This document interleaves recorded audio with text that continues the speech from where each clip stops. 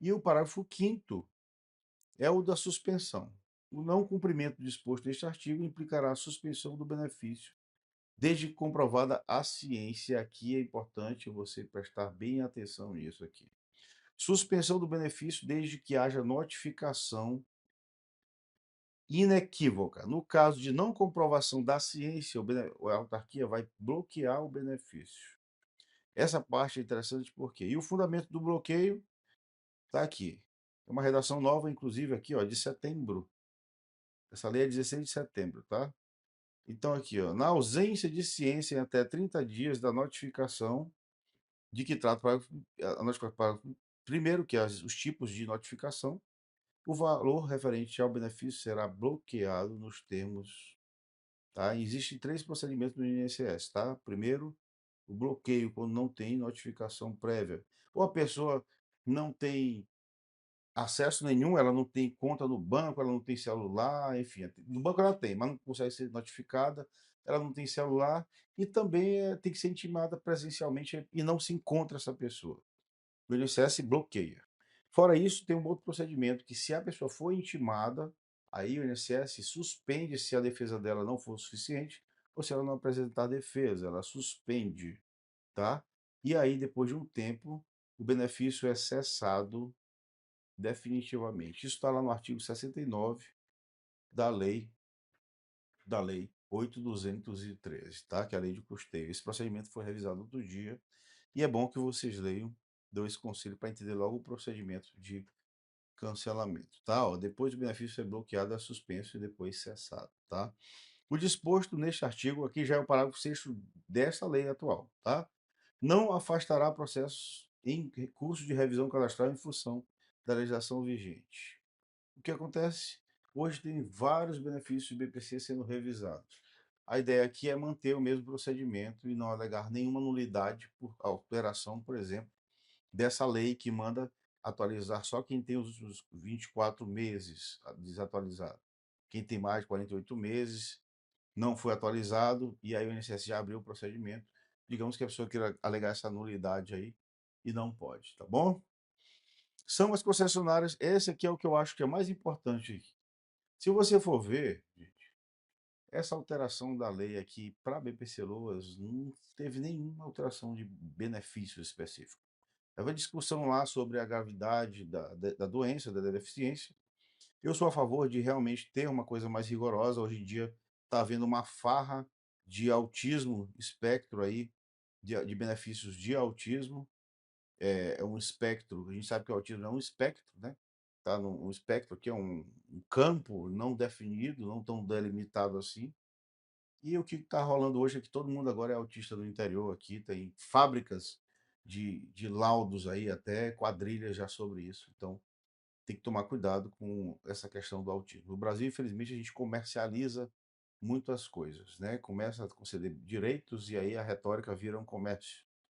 Então, não foi passado, então o autismo ainda tem direito ao autismo, inclusive grau leve, dependendo do médico, né, da perícia, evidentemente, mas não foi passado e o que ficou aqui mesmo foi só procedimentos. Esse procedimento aqui é interessante porque ele impacta também no controle do, do fraudador, né, do quem estiver tentando fraudar a Previdência.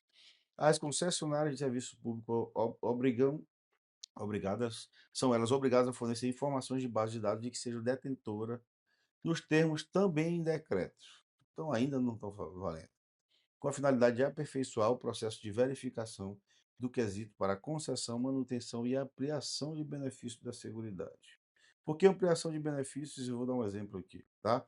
Aqui é o seguinte: Dona Maria e seu João simulam morar separados. Alugou uma kitnet, sei lá, ou pegou um endereço lá que chega a correspondência, ela botou lá.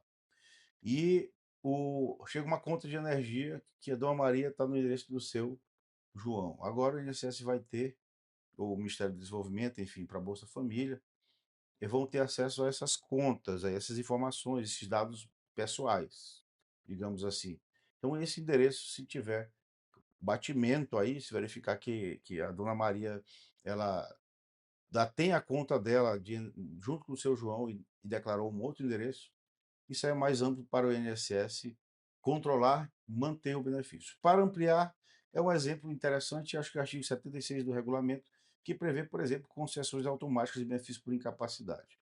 Digamos que o cidadão ele é segurado da Previdência, contribuinte individual.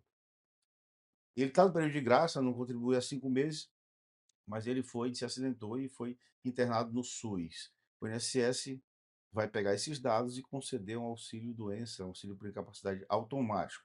Essa previsão de ofício já está lá no decreto, tá? Alterado pelo decreto 10.410. Eu acho que é o artigo 76 ou 176, eu acredito que é o 76 do RPS, tá bom?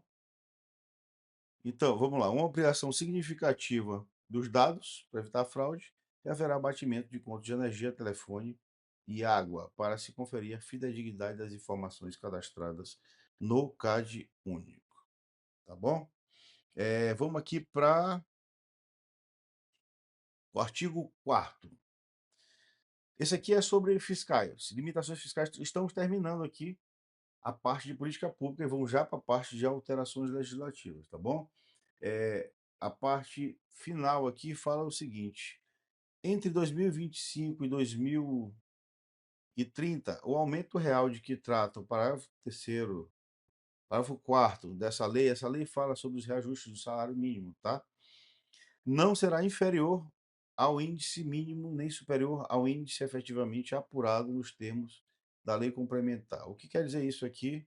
Limite de aumento no salário mínimo a partir de parâmetros de cumprimento de meta fiscal pelo governo, já que hoje o salário mínimo usa como parâmetro o PIB dos últimos 2 anos. Então, se o salário mínimo usa o PIB dos últimos 2 anos, tentou-se desvincular os benefícios assistenciais do salário mínimo, o que eu acho interessante a longo prazo, mas isso é uma discussão para outro momento. Porque hoje se estimula mais benefício assistencial do que previdenciário fazendo isso. A pessoa trabalha até, tem uma renda e não declara porque vai perder ou o parente vai perder, ou ela vai perder o benefício assistencial. Então nós temos que ver, o governo tem que revisar essa conduta aí de gestão pública, mas fizeram uma limitação dos reajustes do salário mínimo a partir das metas fiscais, tá bom? É basicamente esse o raciocínio. Então vamos agora para a alteração da lei mesmo do BPC-Loas, que é o que interessa. O artigo 5º fala de política agrícola, nada aplicável ao caso concreto, mas o artigo 6º inclui aqui um artigo 6F. A redação do 6º é o seguinte: passa a vigorar as seguintes alterações. O artigo 6º, esse artigo 6º aqui é dessa lei, e diz: essa lei agora passa a vigorar a seguinte redação. O artigo 6F já existia e prevê que fica instituído o CAD único, tal, tal, tal. Inclui isso o parágrafo 6º, e passou a prever o seguinte: o CAD único, Cadastro Único para Pessoas de Programa do Governo Federal, coletará informações que caracterizam a condição socioeconômica e territorial das famílias, a quais serão objeto de checagem com outras bases de dados, conforme RPS, que é o regulamento. Minhas observações, nenhuma novidade. Já que o parágrafo terceiro desse mesmo artigo e o artigo 12 da emenda previam já a utilização de bases de dados. Se você for ver, eu acho que para não perder aqui o embalo da lei, fizeram um monte de redação atualizando, prevendo a possibilidade de utilização de bases de dados. Só que isso basta uma única lei. Já tem lei de compartilhamento disso, já tem na emenda constitucional, isso já tem altura constitucional. O artigo 12 da emenda tem isso. E aí tem um decreto já diz isso. A lei de benefícios, não, a de benefícios não tem, mas o decreto já tem sobre isso. E aí fica colocando esse monte de lei o tempo inteiro. Então eu vou ler aqui o parágrafo, já tinha essa redação aqui, essa é uma redação antiga, para cumprimento do artigo 12, como eu mencionei agora, e ampliação das informações, da dignidade das informações, será garantida a interoperabilidade dos dados do CAD único constantes do CNIS, tá? Com os dados do CNIS.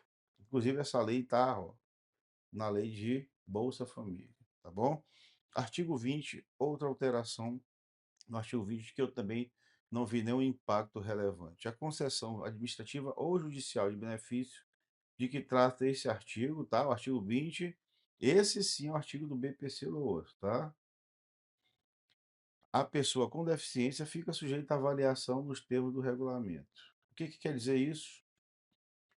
tentou-se dar um padrão agora de quesitação mínima, né?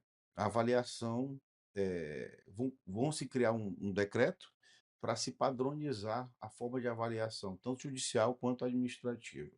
Por que que não é nenhuma novidade? Na verdade, vai acontecer uma compilação que será interessante.